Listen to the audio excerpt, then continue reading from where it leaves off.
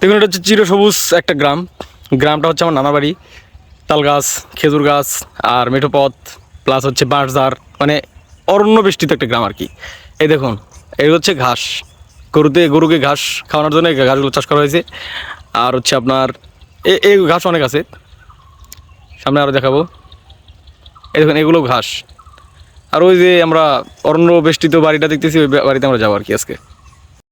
বাংলাদেশের গ্রামে বসবাসকৃত অধিকাংশ মানুষের মানে অর্থনীতির 50% নির্ভর করে আপনার হচ্ছে গৃহপালিত পশু পাখির উপর।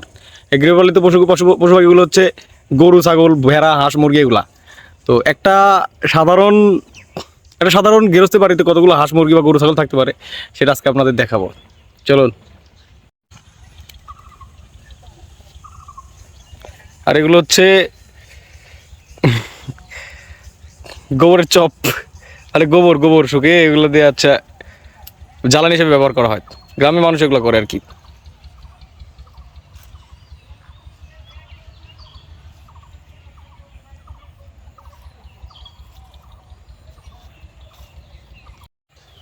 এটা হচ্ছে এই বাড়ির প্রবেশ মুখ আর কি। আমরা ঢুকছি আমরা বাড়ির দিকে। এটা ছোট্ট একটা পুকুরটা কত সুন্দর, মানে প্রাকৃতিক বৃষ্টি। দেখুন গরু, ছাগল, ছোট ছোট ছাগলের বাচ্চা, সুন্দর সুন্দর ছাগল। এটা একটা গরু, এখানে অনেকগুলো গরু, 3টা গরু, এদার একটা গরু। এটা হচ্ছে ডুমুর গাছ, প্রচুর ডুমুর ফল ধরছে আর কি। গরু দেখুন, প্রচুর গরু আর কি। মিনিমাম এই বাড়িতে 20 থেকে 25টা গরু হবে এরকম। এটা হচ্ছে গ্রামের এক একটা গৃহস্থের বাড়িতে এরকম গরু থাকে, প্রচুর গরু থাকে। গ্রামের মানুষের অর্থনীতির 50% নির্ভর করে হচ্ছে গরুর উপর আর কি। গরু, ছাগল, হাঁস, মুরগি, গৃহপালিত পশু পাখির উপর। এটা আমরা সবাই জানি, আপনারাও জানেন। এই যে মুরগির বাচ্চা।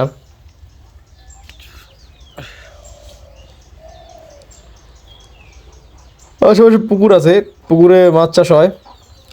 ভিতরে গরু।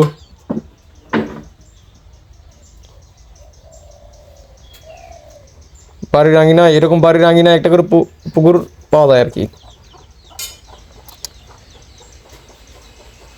কবুতর, অনেক কবুতর থাকে, প্রচুর কবুতর।